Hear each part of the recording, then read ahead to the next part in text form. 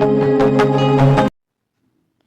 my cute little learners. Welcome back to my YouTube channel. So, in the previous lecture, we have already covered how various movements took place in various fields like countryside, plantations, and towns and cities. So, in today's lecture, we will learn about what was Salt March, what was civil disobedience movement, and how did different people participated in this movement. So, without any delay, let's get into the video. So, since we have already seen that the British government was exploiting the Indian culture, so Gandhiji wanted to unite various peoples. So, he saw salt as a powerful symbol for uniting the nation. In simple words, what does this mean? This simply means कि गांधी जी ने salt को एक ऐसे symbol के form में देखा जिससे वो पूरे नेशन को यूनाइट कर सकते हैं. सो ऑन 31 जनवरी उन्होंने लॉर्ड वाइसरॉय लॉर्ड इरविन को एक लेटर लिखा था जिसमें कुछ 11 डिमांड्स प्रेजेंट की थी उन्होंने वाइसरॉय इरविन के सामने, जिसमें से एक डिमांड आपकी ये भी थी कि आपकी जो सॉल्ट पे जो टैक्सेस हैं वो रिड्यूस हो जाए, या जो भी रिस्ट्रिक्शंस लगाए हुए हैं सॉल्ट प्रोडक्शन पे वो सारी चीज़ें अबॉलिश हो जाए, राइट. इसके अलावा गांधी जी ने उनको एक अल्टीमेटम भी दिया हुआ था, दैट इज़ कि उनकी डिमांड्स 11 मार्च तक फुलफ़िल हो जानी चाहिए, अदरवाइज़ वो एक सिविल डिसोबीडियंस कैंपेन लॉन्च करेंगे. सो एज अ रिज़ल्ट जो वाइसरॉय इरविन थे उन्होंने गांधी जी की डिमांड्स को नहीं माना, एंड गांधी जी ने अपनी 78 ट्रस्टेड वॉल्टियर्स के साथ मार्च स्टार्ट की from Sabarmati Ashram to Dandi, and उन्होंने 240 माइल्स वॉक करा, that is about 450 kilometres, right.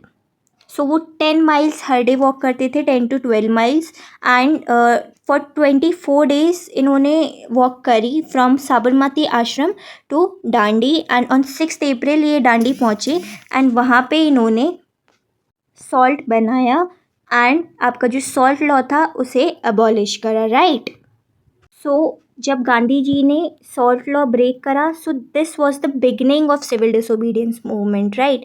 So अगर कोई पूछे आपसे कि what is the difference between non cooperation movement and civil disobedience movement, so non cooperation movement was simply about not cooperating with the British officials, right. Where जो civil disobedience movement था, it was about going against the laws of the British rule और the British government. So when we move further हम देखेंगे कि गांधी जी ने salt law break करा in the year 1921 and 22 around.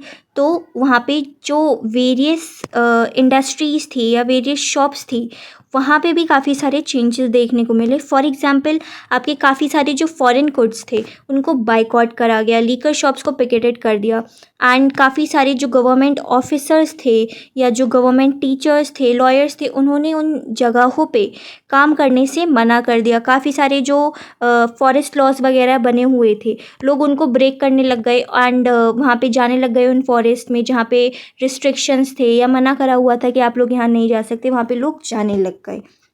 As the British government saw these sort of steps being taken by the Indian people, तो उन लोगों में भी कुछ फीलिंग आई ऑफ एग्रेशन. तो उन्होंने भी काफ़ी सारे स्टेप्स लिए, जिसमें से एक स्टेप था कि उन्होंने अरेस्टिंग स्टार्ट कर दी पॉपुलर कांग्रेस लीडर्स की. उसमें से एक थे खान अब्दुल गफर खान, जो कि गांधी जी के एक बहुत जाने माने डिसाइपल थे या फॉलोअर थे.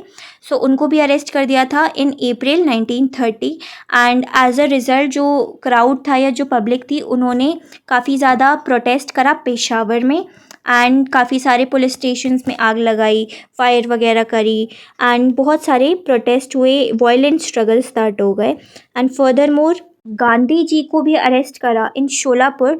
तो वहाँ पे काफ़ी सारे police stations, railway stations, law courts, municipal buildings को अटैक किया गया, ठीक है. एज अ रिज़ल्ट जो ब्रिटिश गवर्नमेंट थी उन्होंने क्या करा, लोगों का ये जो ब्रूटल रिप्रेशन है इसे दबाने के लिए, इसे सप्रेस करने के लिए क्या करा, उन्होंने जो पीसफुल सत्याग्रही थे उनको बहुत मारा पीटा, ठीक है. उनके साथ बहुत ज़्यादा मिस ट्रीटमेंट करा या मिस बिहेवियर परफॉर्म करा, एंड अराउंड 1 लाख पीपल को अरेस्ट कर लिया था.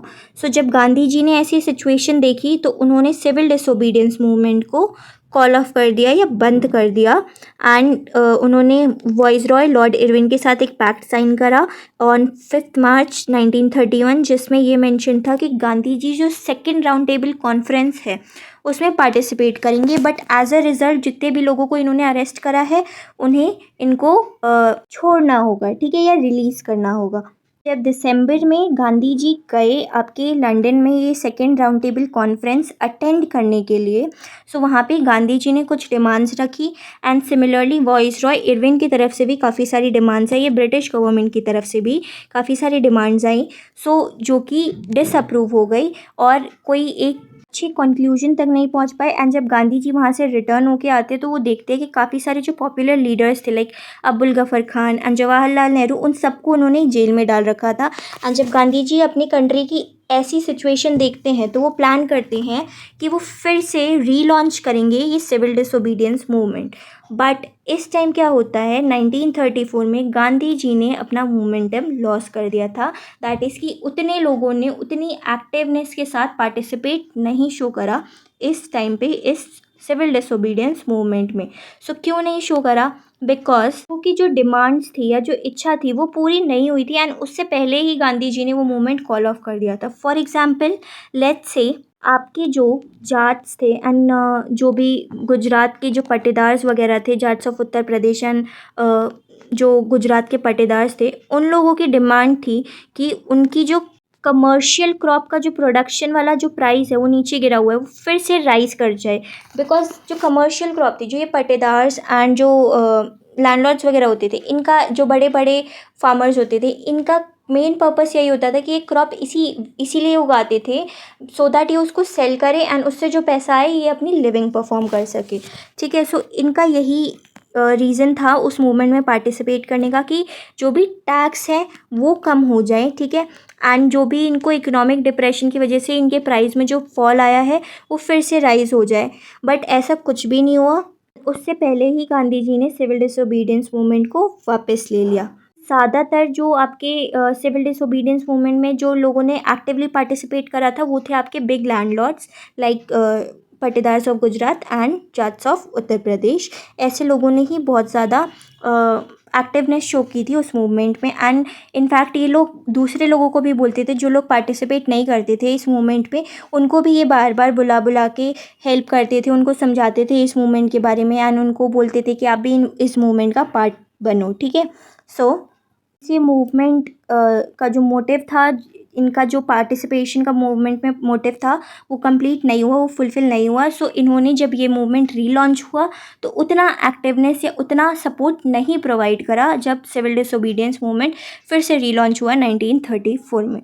सिमिलरली आपके जो पुअर पीजेंट्स थे या पुअर फार्मर्स जो थे, उनकी डिमांड ये थी, उनके जो लैंड पे जो टैक्स है, जो आपके स्मॉल फार्मर्स होते थे, ठीक है, स्मॉल जो प्रोडक्शन करने का ट्राई करते थे, वो जो लैंड है उसको रेंट पे लेते थे बड़े बड़े लैंडलॉर्ड्स से, ठीक है, लाइक जाट्स वगैरह एंड पट्टेदार्स वगैरह, इन लोगों से।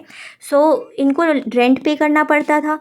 सो अब ये चाहते क्या थे, इनकी डिमांड ये थी कि इनके जो रेंट है वो कम हो जाए एंड जो पास्ट ईयर के जो रेंट है वो अबॉलिश हो जाए या वो माफ़ हो जाए, ठीक है, ये इनकी डिमांड थी। सो ये एक तरीके से आपकी जो बड़े लैंडलॉर्ड्स थे जिनका सपोर्ट कांग्रेस को बहुत ज़्यादा मिलता था, उनके अगेंस्ट इनकी डिमांड थी। सो कांग्रेस इनकी डिमांड्स को इतनी ज़्यादा रेज नहीं करती थी। सो ये इतने ज़्यादा जुड़े हुए नहीं थी कांग्रेस पार्टी से स्टार्टिंग से ही, बिकॉज कांग्रेस इनको इनकी जो नीड्स थी उनको इतना ज़्यादा खुल के नहीं बोलता था। अगर ये खुल के बोलता कांग्रेस तो इनको जो सपोर्ट मिलता था बड़े लैंडलॉर्ड्स थे वो नहीं मिलता। सो ये कौन सी पार्टीज़ को ज्वाइन करते थे, जो ये स्मॉल पीजेंट्स थे, ये ज़्यादातर सपोर्ट शो करते थे आपके रेडिकल मूवमेंट्स में, लाइक आपके जो सोशलिस्ट एंड कम्युनिस्ट मूवमेंट्स होते थे, राइट। देन फर्दर मोर अगर हम देखें तो आपके जो बड़े बड़े बिजनेसमैन होते थे उन्होंने भी इस मूवमेंट में बहुत ज़्यादा सपोर्ट शो करा था एंड उन्होंने फाइनेंशियली भी बहुत सपोर्ट करा था इस मूवमेंट को, बिकॉज उनकी डिमांड ये थी कि उनके जितने भी बिजनेस प्रोडक्शन है उन पे उनको प्रोटेक्शन मिले, उनकी जो इम्पोर्ट्स हैं और फॉरेन गुड्स, उनसे इनको प्रोटेक्शन मिले एंड इनके एक्सपोर्ट्स बढ़ें। बिकॉज अगर फॉरेन गुड्स को ज़्यादा बढ़ावा देंगे तो इनका प्रोडक्शन प्रॉफिट जो है वो कम हो जाएगा, राइट। एंड इसके अलावा ये चाहते थे इनका जो रुपी स्टर्लिंग फॉरेन एक्सचेंज रेशो है वो भी कम हो। या फॉर एग्जांपल लेट्स से आपका 1 पाउंड जो है वो आपका होता है 40 रुपीज़।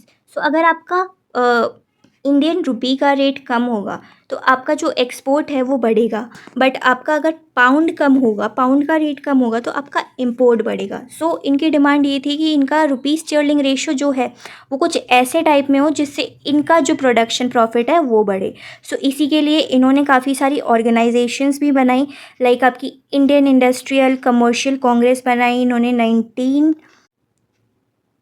इसके अलावा इन्होंने federation of Indian chamber of commerce and industries बनाई, इस्टेब्लिश करी, जिसे हम फिकी भी कहते हैं, 1927 में। एंड ये बहुत ज़्यादा पॉपुलर या प्रोमिनेंट इंडस्ट्रियलिस्ट के थ्रू वर्क की जाती थी, like Purushottam Das Thakur and G D. Birla, right.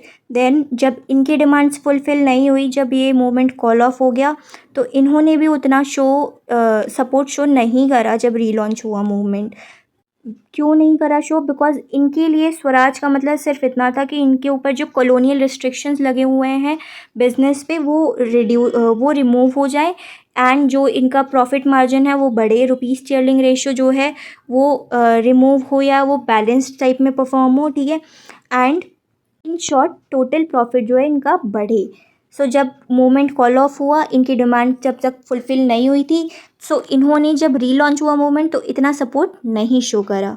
तो जस्ट लाइक स्मॉल पीजेंट्स, आपके जो इंडस्ट्रियल वर्किंग क्लास के लोग थे उनको भी इतनी इम्पोर्टेंस नहीं शो करती थी आपकी जो कांग्रेस पार्टी होती थी। क्यों नहीं शो करती थी? बिकॉज इनकी जो डिमांड्स होती थी वो बड़े बड़े बिजनेसमैन्स के अगेंस्ट होती थी, जिसका जो सपोर्ट है वो बहुत इंपॉर्टेंट था कांग्रेस पार्टी के लिए, बिकॉज वो उनको फाइनेंशियली एंड फिज़िकली दोनों तरीके से बहुत सपोर्ट करती थी।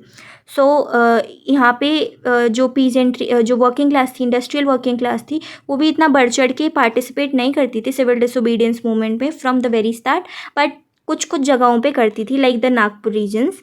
सो अब इनकी डिमांड्स क्या होती थी? इनकी डिमांड्स ये होती थी कि इनकी जो सैलरी है वो बढ़ जाए, इनकी जो वेजेस हैं वो बढ़ जाएँ, या वर्किंग आवर्स जो हैं वो कम हो जाएँ, ऐसी टाइप की इनकी डिमांड्स होती थी, ठीक है। एंड एट टाइम्स इन्होंने स्ट्राइक्स वगैरह भी परफॉर्म की थी, ठीक है, अपनी डिमांड्स को फुलफ़िल करवाने के लिए। लाइक फॉर एग्जांपल 1930 में 1000 वर्कर्स जो थे वो छोटा नागपुर रीजन के जो माइन एरिया था वहाँ पे गांधी कैप पहन के प्रोटेस्ट कर रहे थे, ठीक है, और काफ़ी सारे कैंपिंग्स वगैरह परफॉर्म कर रहे थे। देन फर्दर मोर अगर हम देखें तो वुमेंस की जो पार्टिसिपेशन थी सिविल डिसोबीडियंस मूवमेंट में वो काफ़ी ज़्यादा रेट पे देखी गई थी, बट जो कांग्रेस थी वो वुमेंस को स्टार्टिंग से इतना सपोर्ट नहीं करती थी, बिकॉज कांग्रेस पार्टी बिलीव्ड कि जो वुमेंस हैं उनको फोकस करना चाहिए होम बिल्डिंग पे, दैट इज़ कि उन्हें होम मेकर होना चाहिए, उन्हें खाना बनाना, घर संभालना, ऐसी चीज़ें ज़्यादा अच्छे से आनी चाहिए, ना कि उनको प्रोटेस्ट वगैरह इन सारी चीज़ों में ज़्यादा इंटरेस्ट शो करना चाहिए, राइट। इनफैक्ट गांधी जी भी ये बिलीव करते थे कि वुमेन्स की जो ड्यूटी है it is to look after the home and health of the people, ठीक है, ना कि प्रोटेस्ट करना, ये सारी चीज़ें। देन फर्दर मोर अगर हम देखें इन रीजंस की वजह से जब मूवमेंट रीलॉन्च हुआ 1934 में तो इतना ज़्यादा मोमेंटम नहीं मिला सिविल डिसोबीडियंस मूवमेंट को। सो फर्दर मोर आपका जो नेक्स्ट सब टॉपिक है it is the limits of civil disobedience movement. So Gandhi ji जो थे, हमारी जो सोसाइटी है उसमें काफ़ी ज़्यादा कास्ट सिस्टम भी प्रोमिनेंट था at the time of 1930s। So काफ़ी ज़्यादा जो अनटचेबल्स होते थे या जो दलित्स होते थे उनके साथ नहीं रहना चाहते थे जो अपर कास्ट हिंदू होते थे। सो गांधी जी बिलीव करते थे कि जब तक आपके सारे के सारे लोग यूनाइट नहीं होंगे, जब तक आपकी अनटचेबिलिटी अबॉलिश नहीं होगी, तब तक हमें स्वराज नहीं मिल सकता, हमें इंडिपेंडेंस नहीं मिल सकता। एंड गांधी जी जो थे वो इन अनटचेबल्स या दलित कम्युनिटी को क्या बोलते थे? हरिजन कहते थे। So what is Harijan? Harijan is simply children of God या child of God. So at times Gandhi ji ने काफ़ी ज़्यादा लाइक स्वीपिंग वगैरह की है, टॉयलेट क्लीनिंग वगैरह की है टू शो कि ये लोग डिफरेंट नहीं है, ये लोग हम जैसे ही हैं, ठीक है। एंड गांधी जी ट्राई करते थे काफ़ी सारे अपर कास्ट के लोगों से भी बातचीत करके कि ये इस अनटचेबिलिटी को इतना इनकरेजमेंट ना दे, अपना माइंडसेट चेंज करे, सो दैट इनको हेल्प हो अपनी इन कंट्री को यूनाइट करने में एंड स्वराज लेने में, राइट। जब civil disobedience movement first time launch हुआ था तो दलित कम्युनिटी के काफ़ी सारे लोगों ने भी इस मूवमेंट में पार्टिसिपेट करा था। लाइक मोस्टली जो पार्टिसिपेशन था वो आपका महाराष्ट्र और नागपुर रीजन्स में से था। सो बी आर अम्बेडकर जी जो थे उन्होंने, वो भी एक दलित कम्युनिटी के ही पर्सन थे। सो उन्होंने जो दलित पीपल थे उनकी नीड्स को बहुत अच्छे से समझा एंड जो भी डिप्रेस्ड क्लासेस थी उन्होंने एक एसोसिएशन बनाया इन क्लासेस के लिए जहाँ पे इनकी नीड्स को अच्छे से समझाया जाएगा। उस एसोसिएशन का नाम था डिप्रेस्ड क्लासेस एसोसिएशन, जो कि आपकी 1930 में बना था। सो उसके अलावा आपके जो ये बी आर अम्बेडकर जी थे, इन्होंने गांधी जी के सामने एक डिमांड रखी थी, separate electorate for the Dalit community. That is कि इनके लिए एक सेपरेट इलेक्टोरेट होनी चाहिए, ठीक है।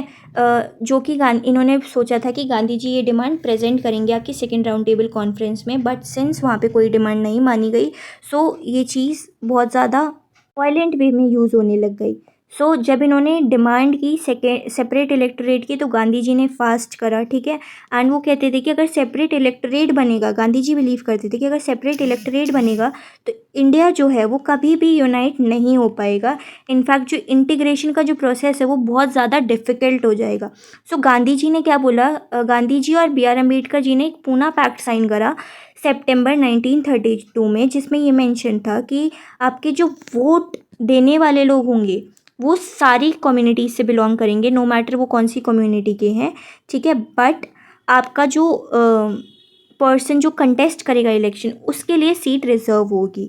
सो इस चीज़ पे गांधी जी और B R Ambedkar ji agree करे, ठीक है। एंड इन्होंने रिजर्वेशन प्रोवाइड की other depressed and schedule caste, ठीक है। इनको इन्होंने शेड्यूल कास्ट बोलना स्टार्ट कर दिया। सो जब डिफरेंट कम्युनिटीज़ ने ये सारी चीज़ें देखी, सो सिमिलरली आपकी जो मुस्लिम लीग थी या मुस्लिम कम्युनिटी जो थी उन्होंने भी डिमांड करना स्टार्ट कर दिया था सेपरेट इलेक्टोरेट के लिए, because after the decline of non cooperation खिलाफत मूवमेंट वो देखते थे कि आपकी जो कांग्रेस पार्टी है वो ज़्यादातर सपोर्ट किसको करती है या ज़्यादातर किसकी डिमांड को राइज करती है, दैट इज़ ऑफ हिंदूज़। तो इसकी वजह से जो मुस्लिम कम्युनिटी थी वो काफ़ी ज़्यादा एलिनेटेड फील करती थी। सो काफ़ी सारे ऑर्गेनाइजेशंस भी बनाती थी हिंदू कम्युनिटी, लाइक हिंदू महासभा और एट्सेट्रा।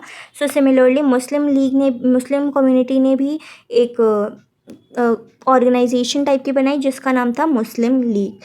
सो जब ऐसी चीज़ें होने लगी तो हिंदू मुस्लिम के डिफरेंसेस जो थे वो बहुत ज़्यादा बढ़ने लग गए एंड क्लैशेस और रियॉट्स जो थे वो ज़्यादा लेवल पे राइज होने लग गए, right. Then further more Mohammad Ali Jinnah जो थे, just like B R Ambedkar, एक बहुत पॉपुलर लीडर थे आपके मुस्लिम लीग के। सो वो इस चीज़ पे मान गए कि इनको एक सेपरेट रिजर्वेशन मिलेगी, right, just like the schedule caste, ठीक है, कि इनको भी रिजर्वेशन मिलेगी बट इनको सेपरेट इलेक्टोरेट नहीं मिलेगी। सो आपके जो एम आर जयशंकर जो थे एक बहुत पॉपुलर लीडर थे हिंदू महासभा के। सो उन्होंने इस चीज़ के अगेंस्ट बहुत ज़्यादा प्रोटेस्ट करा। सो ये चीज़ नहीं हो पाई रिजॉल्व अच्छे से।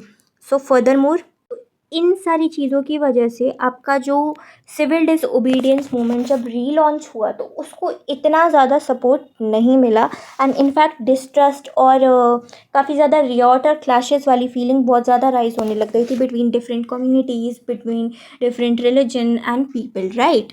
देन फर्दर मोर आपके जो मुस्लिम लोग होते थे या मुस्लिम कम्युनिटी जो होती थी उनको ये भी डर होता था कि अगर इनको एक प्रॉपर रिप्रेजेंटेशन नहीं मिलेगा तो ये अपनी आइडेंटिटी लॉस्ट कर देंगे, बिकॉज ये माइनॉरिटी कम्युनिटी है एंड हिंदू जो है वो मेजॉरिटी में है। तो इनकी आइडेंटिटी और कल्चर जो है वो सबमर्ज हो जाएगी आपकी हिंदूज़ के साथ। सो इनको ये भी डर था। सो इसलिए ये डिमांड कर रहे थे आपकी सेपरेट इलेक्टोरेट के लिए, बट इनको रिजर्वेशन की डिमांड के लिए आपके जो मोहम्मद अली जिन्ना थे वो मान गए थे। बट आपके जो एम आर जयशंकर हैं हिंदू महासभा के एक बहुत पॉपुलर लीडर थे, उन्होंने इसका बहुत लार्ज स्केल पे ऑपोजिशन प्रेजेंट करा, सो ये इशू रिजॉल्व नहीं हो पाया एंड जो मिसट्रस्ट की फीलिंग थी वो और ज़्यादा राइज होने लग गई और ज़्यादा क्लैशेस और रियॉट्स होने लग गए, right? So this was all for today's video. I hope my video helped you little learners. So do like, comment, share and subscribe to my YouTube channel. Bye bye.